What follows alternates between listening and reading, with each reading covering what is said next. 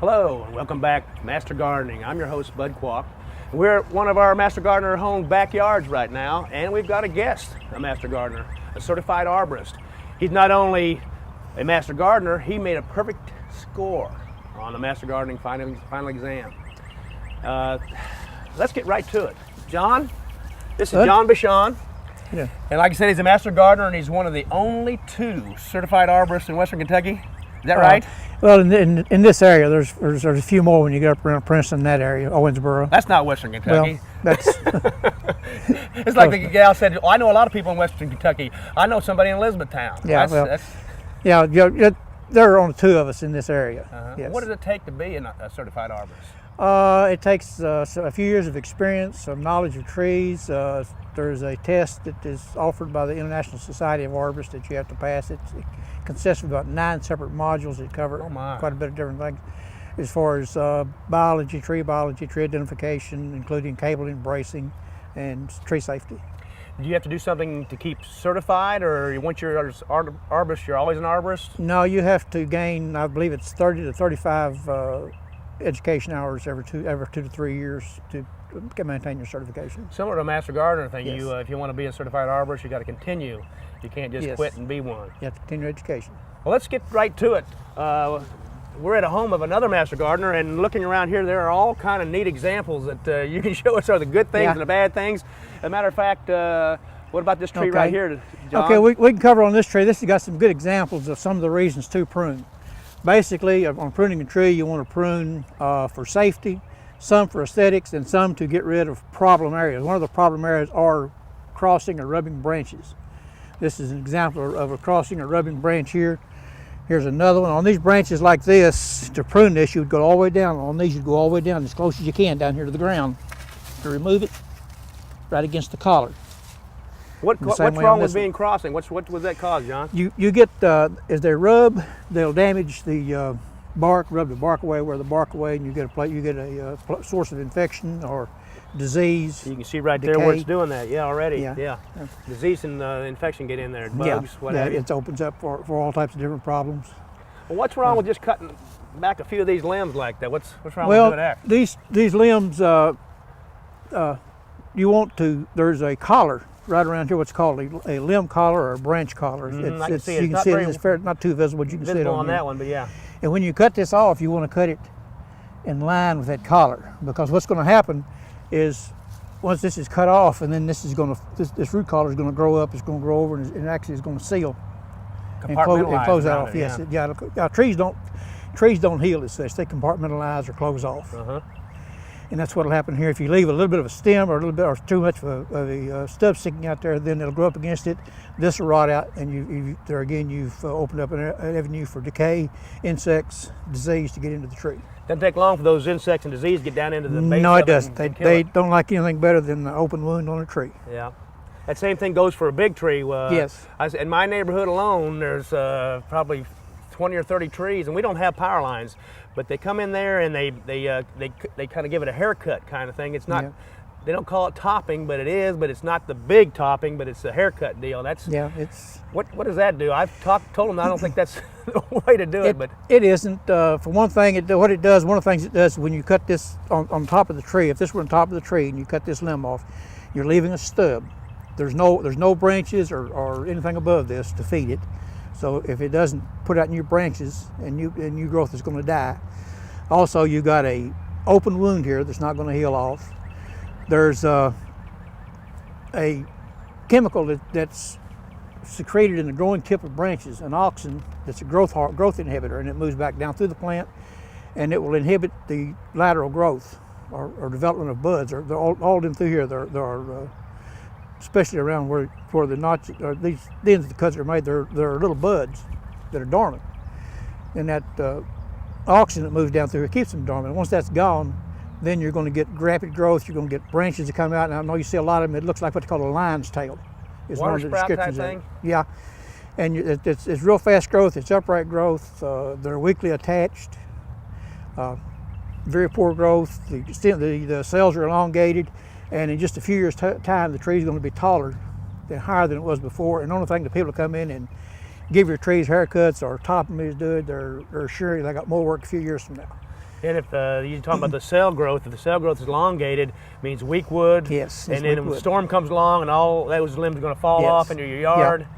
And besides that, what this does, when this top of this, you magnify this, 1,000 times on the top of the tree, and you got all these branches that come out, and it'll catch like I say, it'll catch the wind. Catch it. Okay. It makes the tree more apt to throw or to fall than it will, because a regular tree, just a normal tree, the air can move through it. But when you go in there and you start pruning, then you get all this other growth, then you've stopped air from moving through there, and you've made a more dangerous tree than it actually was to start with. So if you, and people don't realize that the tree is part of the value of their home. Yes. And if they go start doing stuff like that somebody knows what they're doing when they come in to evaluate a house, that tree's not going to be an asset, it's going to be a liability. Yes, a tree, a good, healthy, well-placed tree can add several $1,000s to the value of property. And a big tree like some of these here, they just don't grow overnight. No, they don't. Some of these around here are 75 to 100 years old, easy. And you kill them and you're dead duck for a long time. It takes a long time to replace. Well, let's go around here and look at some more. There's a neat example over here, John. Tell me what this is right here and how bad this is. Okay. Okay, John, this right here has got some trouble. What do you think? Yeah, this is a real good example of what I like to refer to as mechanical disease. Most likely, at some point in time when this tree was small, there was some damage that was done with maybe a mower ran into it or did some damage to it. There was a limb here that broke off and fell off, and it's left a place for decay to get into the tree. And you can see the dead, decayed. Doesn't take long for that to happen, does it? No, it doesn't. It goes a few years. Yeah.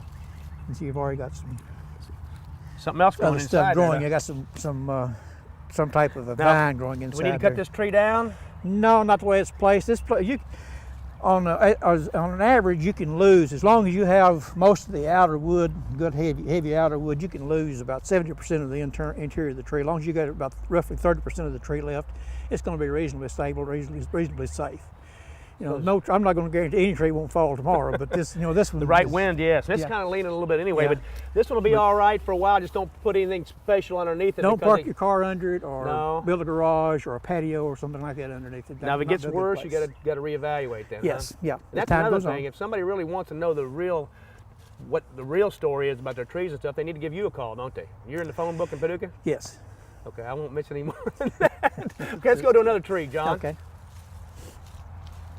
Okay, John, this one right here, it's got 3 or 4 places we need to investigate here. That one looks pretty good. A couple of them don't. Other ones don't.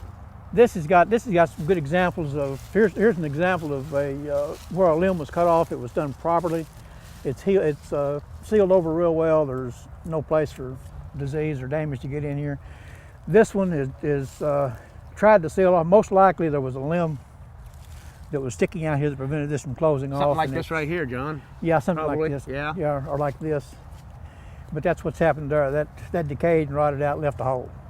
Same thing on the larger one up there. Most likely this could be either the limb was left in there, or it's just so big that it couldn't close over. Generally, on getting a good seal on a limb, about 4 inches is about as large as you want to take off. Anything other than that, you're taking a chance. Sometimes it'll close off, sometimes it won't. Yeah. And if it doesn't close off, that means the life of this tree is limited already. Yeah. And up to maybe on average, 4 or 5 years once you get a real bad spot like that? Well, it depends on the tree.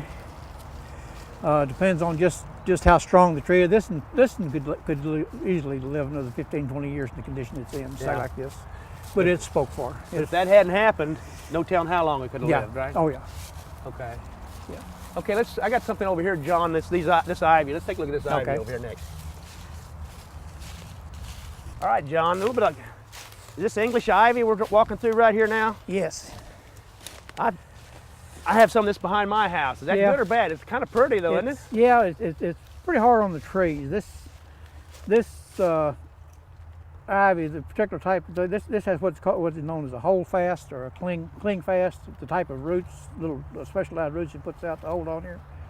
And this is hard on the tree. For one thing, if you get quite a bit on here, you got to get a lot of additional weight.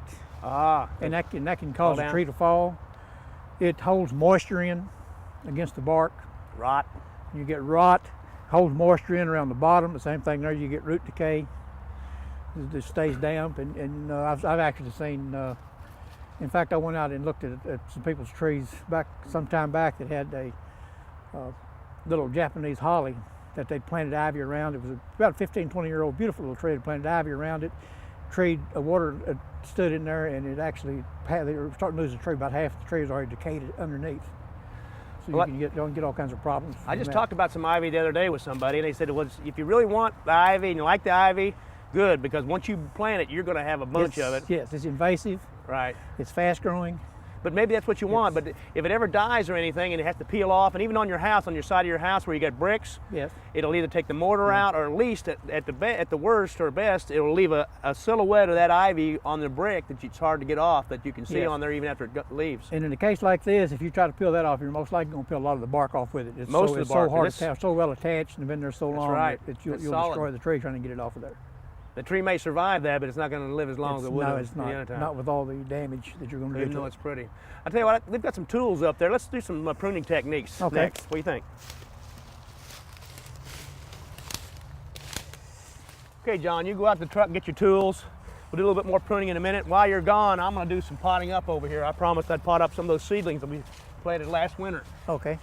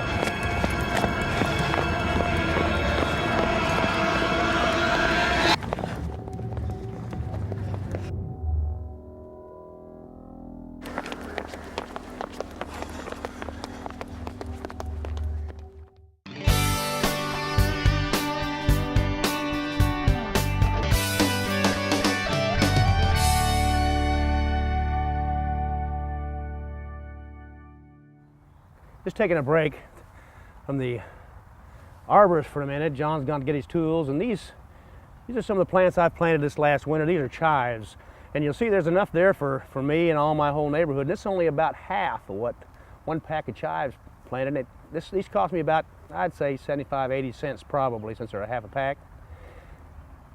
That's one good thing about planting your own seeds and ordering seeds from catalogs or going to your nursery and getting seeds. You look at all the plants you can get for just a small amount of money. Now, these are peppers, and peppers are one of my favorite things, tomatoes and peppers. And these are ones you can't get just anywhere either. These are Oreo orange peppers, yellow bells, and some of them are called Sophia. They're huge, about 3 times the size of a regular bell pepper. They're called a sweet Italian roasting pepper. You don't have to roast them, but that's what they call them. They're really sweet. Very prolific. You get about 2 dozen peppers off each plant. These have been already potted up. They were planted in a flat, for instance, like this right here. And then when they got this size, I went ahead and potted them up. It's called potting them up. Take each individual plant out of here and potting them into their own individual container. And yes, you can go ahead and use something like this.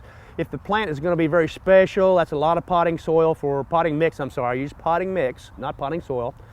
Potting mix for one plant. Makes your plant a little bit more expensive than maybe you want.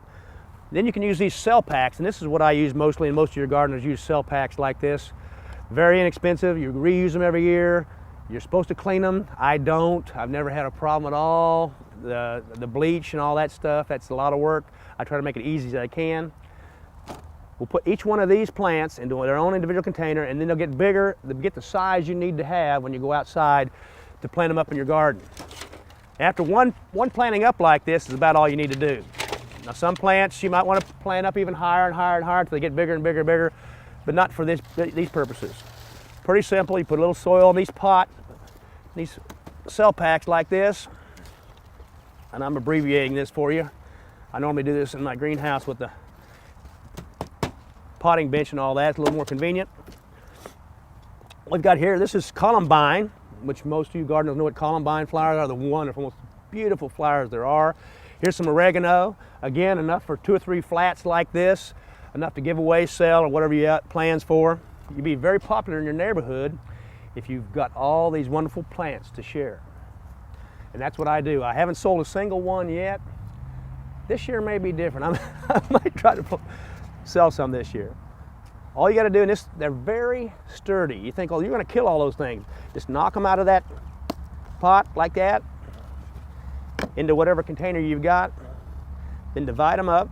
And these are a little bit bigger than I normally like to repot. This is the original leaves right here. They are not really the real leaves. This second set of leaves are these right here. When those come up, like I said, these are a little bit bigger. They'd be easier to do if they're about half that size. When these secondary leaves come up, that's when you take and replant them. Just stick your finger in there, stick a lot of those leaves or those roots down in there, put a little soil around them. Like I said, these little seedlings are tougher than crap. They don't mind at all that stuff, and you can do it pretty quickly once you get used to it. Stuff those roots down in there and tuck it around there, and away you go. Okay, let's do a couple more here. Tear them loose. Try to keep as much soil on there as you can, but really it doesn't make any difference. There's not any soil hardly at all on that one. He won't mind. He'll do just as good as the rest of them. Stick him in there. Okay, now when you get that done, those plants were a little bit drier, a little bit drier than I like. Might want to water them a few hours before you do this. Once you get this flat full of seeds, then they're still kind of dainty. You don't want to water from top. When you water from top, you're going to bend them over. You're going to get the soil on top of them. You're going to spread diseases. And now you've got some soil here, so there is some chance of damp off and different kind of diseases. So you still want to water from below. So you take a tub or even another one of these flats that doesn't have holes in the bottom of them, of course. Fill it with water. Stick this down in the water and let it soak up from the bottom. Also, while you're doing this, it might be time. It depends if the plants are ahead of schedule or behind schedule. You might want to fertilize. So what I'm doing now, because it's getting close to planting outside, every time I water, I'll stick a little bit of that fertilizer in the water and stir it up before I set the plants down in there. You can use the time release, but I usually use that on plants that are already bigger and maybe be in a pot like this, maybe 3 or 4 inches tall. I'll sprinkle a few of those little module pelletized fertilizer time release in there. That's the easy way. But for this purpose, we need the fertilizer right now. Let's go ahead and mix a little bit of that stuff up with the water, get these things going. Now, like I said, you may not need this many, but I didn't have to plant that many. Many times I've taken the chives and I said, well, I only need 2 dozen plants. You plant them like I did here, and then you throw them away. And it just about kills you to throw them away. But if you don't have anybody that wants them, there's no reason to save them. Just throw them away and get you just a couple like this. And the chives, and this is just something I do, I put 2 or 3 in there at a time, and so there's just 1 plant per container. I do tomatoes. I do all my herbs because I like to trim my beds with herbs. And a lot of people don't do that. But say you've got a flower bed all along the front, or a whole row of oregano, or a whole row of parsley. And if you're a butterfly connoisseur, you like butterflies, you have to plant what they like. The tall flowers for the big butterflies, the short flowers for the little butterflies. But what I'm getting at is, if you want butterflies, you got to have the worms or the caterpillars. The caterpillars have to have food too. You have to feed the caterpillars, and what they like is the fennel, the dill, the parsley, those type things. And if you just plant 1 or 2 plants, they're going to eat your parsley and you're going to be upset. So what you do is you plant a flat of parsley and you plant it all over your garden. Guess what? Next year you have butterflies everywhere. You've taken care of yourself and the caterpillar. Well, let's get back to John over here on the pruning techniques. I think he's got his tools out of the truck. Let's go see if we can catch up with him.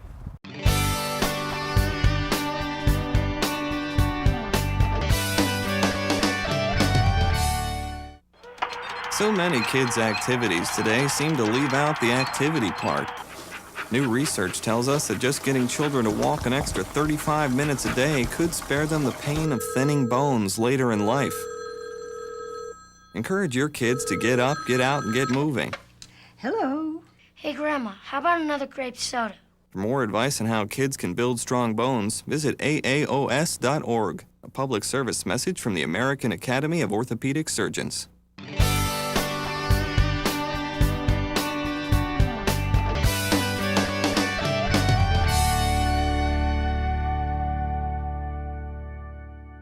I like your tools. Look a little better than mine. Well, these are the arborist's best friend. They're a real good saw and a good set of pruners. All right, John. Here's something we can do right here. How about these Okay, limbs? yeah, this has got a few little examples of what needs to be corrected and needs a little help. Here's a limb here that looks like possibly at one time this was pruned. Somebody tried to prune it back to a limb that has since died. This needs to come off. On a limb like this, you want to take this back all the way off back to the tree, and I'm going to try to follow the line of the root collar or the branch collar that's right here. And that just goes to show you they cut it off back here, and that whole limb died, bang, just like that, didn't it? Yeah, and what you want to do when you're doing this, now you want to stay out of the collar. If you cut into the collar, then you cut away a portion of the growing ring that's not going to close off. Right there, huh? Yes, it's right around here. Okay. So we'll make our cut just about here. It's raining, John. Yeah, this little saw right here is a handy little saw. It cuts in both directions. Got to get me one of those. There we go. Now, you've seen where it's starting to die back to the main tree where they cut that off, isn't it? Is that, Yeah. That's, Yeah, there's a little discoloration in there. I pretty can't tell what it is. it's a good thing we cut that off there when he did. Yeah, there's something going on there. Okay, how about this other crib? This looks like somebody's been doing some pruning here and keeps coming back, huh? Yeah, there was an old limb there at one time, and they keep on. Remember when I was talking about earlier about the little dormant buds that come out? That's what these are. They form what are referred to as water sprouts.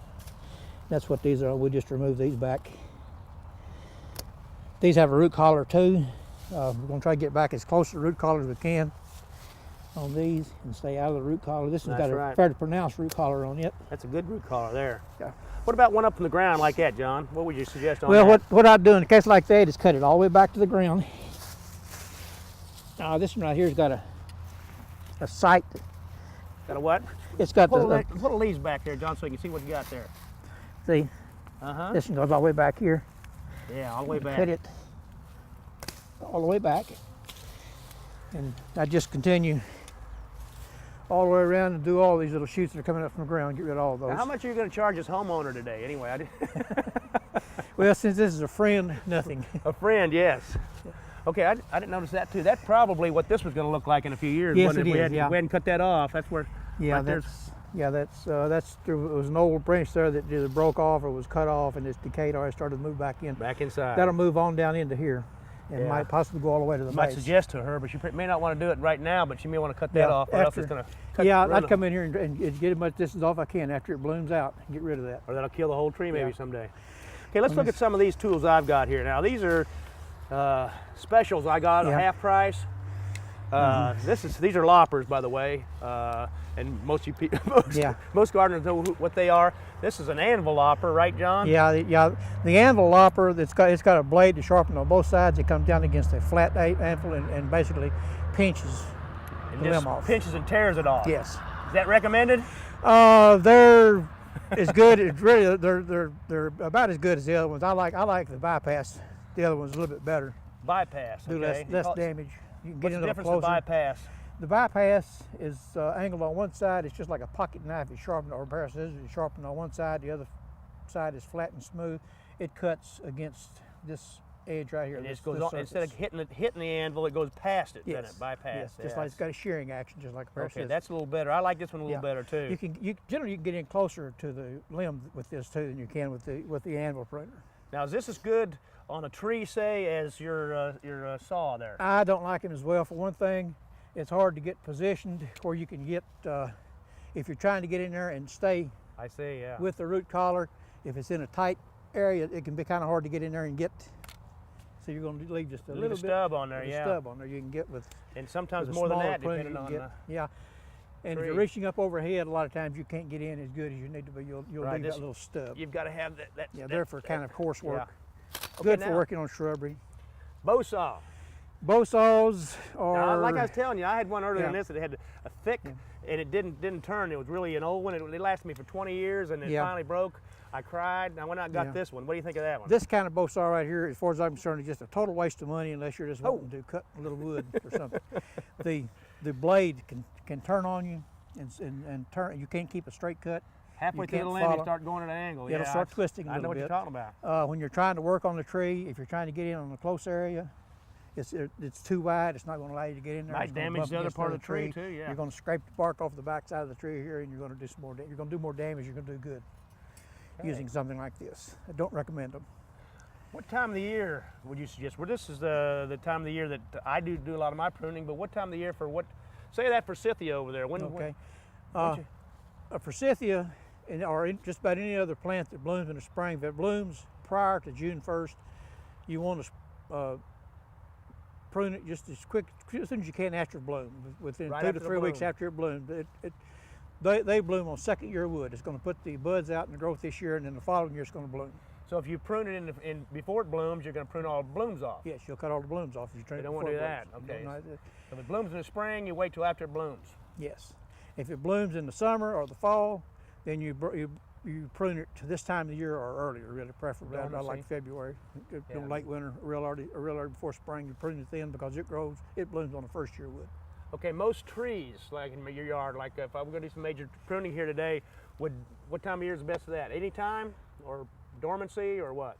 A lot of people recommend dormancy for just about any case. If you're just doing regular maintenance type pruning, you can do that anytime. It doesn't put that much. The only thing you don't want to do, you don't want to take over 20% of your canopy off your tree. 20% of your canopy, because the food comes from the top, right? And these guys that are topping their trees and hair cutting or cutting off the food source. Yes, they are. They're putting extra stress on the tree. And another thing that does also when you go in and cut the top off of a tree is it lets the sun in. You can get a bark of a tree will sunburn just like your skin will. I've seen that. If it's not used to it. The extra light that comes through, that's allowed to come through, it can hit smaller understory trees and sunburn them also. You get a secondary damage that you wouldn't even thought about originally, but there's things you got to keep in mind. Yeah. And people, it's their property. They can do what they want. And if it looks good to them, that's fine. And that's their business, but I wouldn't recommend it. They're taking a chance on losing the tree. Yes. And in the summertime, it looks pretty good, but in the wintertime, when all that's exposed, some of them are pretty ugly, aren't they? You can tell that it's not a natural shape to the tree. They look pretty bad. I think the natural shape's the best, right? Yes, most definitely. Yeah, because at this time of the year, you can see, when you look around the trees, you can see the shape that you should have on the skeleton of the tree. Okay, John, is there anything else? I think time's getting short. Can you think of anything else you wanted to hit on today? Telephone number. No, just kidding. No, I'm not going to put I don't want to put my telephone number. I get enough calls. Turn down enough people the way it is. Well, thanks for coming out and joining us today. And I learned a lot. And I hope our viewers did too. I enjoyed it. From Master Gardeners, here in the garden. We'll see you next time.